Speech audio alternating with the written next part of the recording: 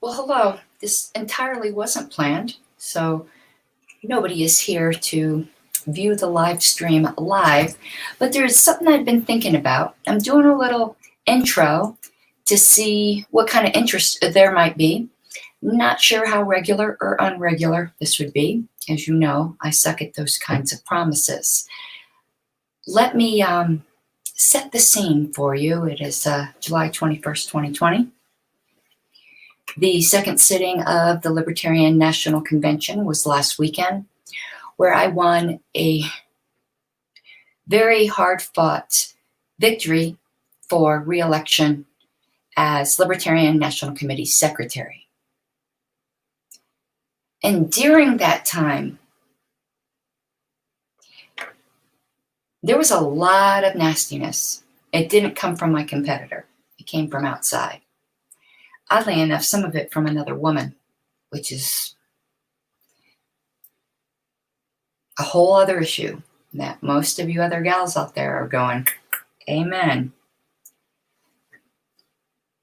And I kind of wish I had documented my race.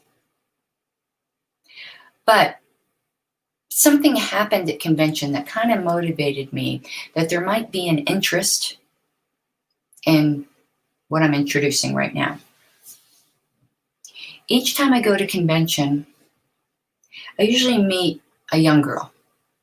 Teenagers, maybe, not good at ages, 4 and 10, let's just broaden it a bit, who is just starstruck because, you know, here's a woman and she's a cool one because she's got pink hair and I'm a big, you know, all the 10 and under girl sets stand me, you know, because of the hair.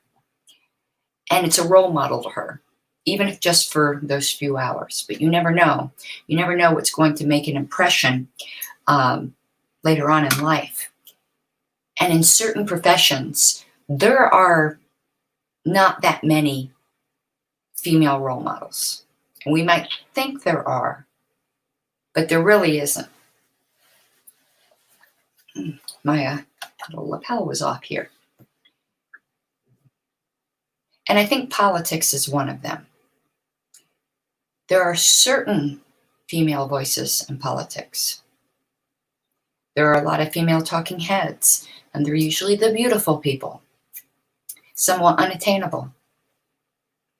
And there are some female politicians, or females in politics. Politician's a dirty word to me.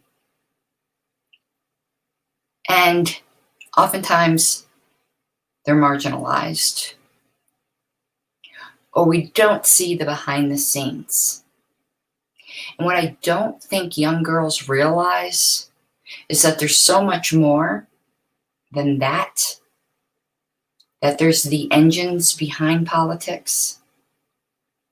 And there are so many invisible women there. Real women.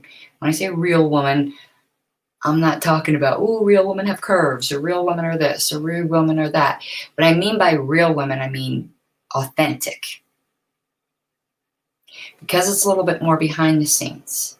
It's not the polished beauty queens, or the front people, or the people, the political women that one side will want to drag out and paint as, we've heard the unflattering things, you know, an old shriveled hag, or a blonde bimbo, or all the things that happen. Whereas a lot of the engine of party politics is ran by women. Not enough. And I'll get to that in a minute, because I'm not an identity politics person. So on one hand, you say, not enough, when really I'm not saying I want more women in exposition. I want qualified people in exposition, but I believe there are qualified women. So why aren't they there? If they just don't want to be, that's fine. I don't believe in quotas. A lot of times there's disparities in certain occupations or fields by choice. But let's determine if it is. I'm beginning to suspect it's not in some ways. So after regretting not documenting my race, I do want to document a bit of the life of a political operative. Shit, I hate that word. But a political woman in the higher ups of party politics that's more behind the scenes. Not public office, but party office. And the grueling work that goes behind it, particularly in third-party politics or just pure activism. There's no paychecks, there's no glory.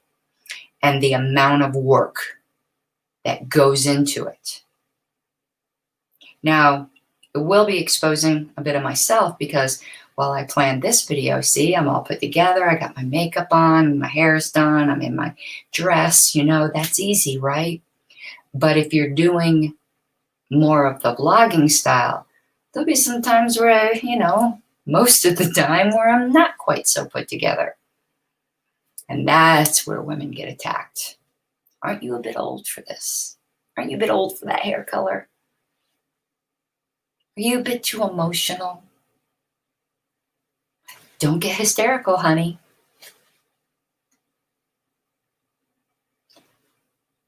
So I want to bring the realness. No one may be interested. But I have a feeling YouTube has a young audience, and I have a feeling there may be some, won't be the 10 and under set, but there may be some women, girls, teenagers in the in-between spot growing into womanhood, that this might interest them. And they might want to see what it's about from someone who's had some life experience. Worst that can happen is I'm keeping a diary for myself. But in the event that it could be useful or helpful, I'm hoping it will be.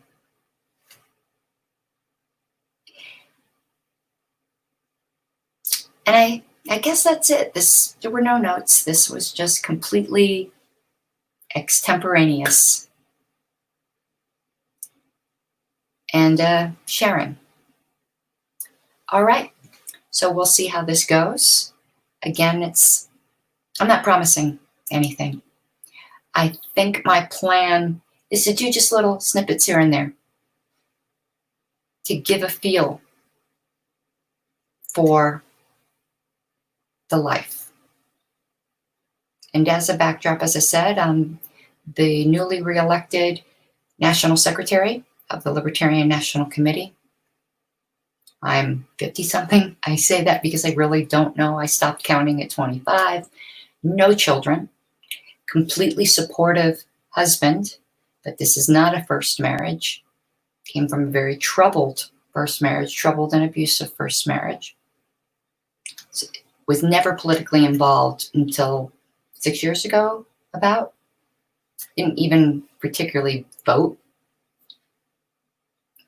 I did every once in a while, but you know, I took more joy in throwing out my ballots. So it was a complete life turnaround.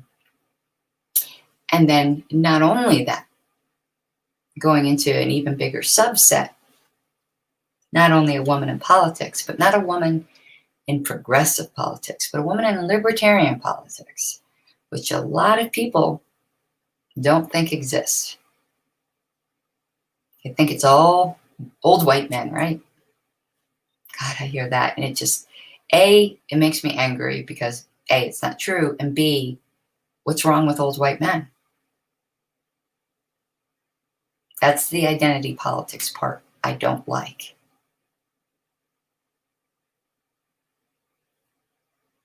All right. Oh, a few more background. I'm sorry. I should have took notes, right? And I do work full-time, more than full-time. In addition to doing more than full-time volunteer work for the Libertarian Party, I'm a paralegal. Been doing it for several decades. All right. Talk to you guys later, and we'll see where this brings us. And yeah, I am getting back to my other projects as well. COVID happened, and like everyone else's world, just everything got shot to hell. But now that convention's behind me, dealing with the new normal, I think I can get back into the swing of things. And I was going to show you one of my cool new masks. I don't know if you can see it there. I got like a purge mask. Because, yes, I can be sarcastic. All right. Have a good night. See you soon.